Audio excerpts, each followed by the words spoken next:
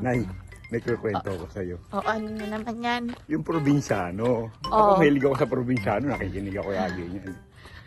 Nanonood ka ba ng ba? Ang ganda eh. Tapos?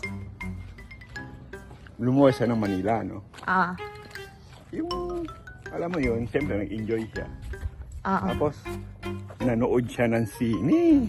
Oo. Alam mo yung sine, di ba? Yung mga 1980s, 1990s. Yung mga sinihan, Oo. Minsan may mga bakla-bakla pa nga dun eh. Oo. Mga naglalakad eh. Nanood siya sine. Tapos, gulat siya, yung lalaki.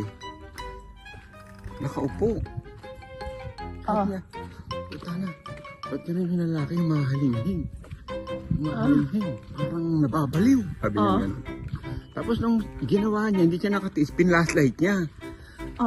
Nagulat siya, mayroong nakaano sa ibaba niya. Sabi niya, ano agad siya, nagpanik agad siya.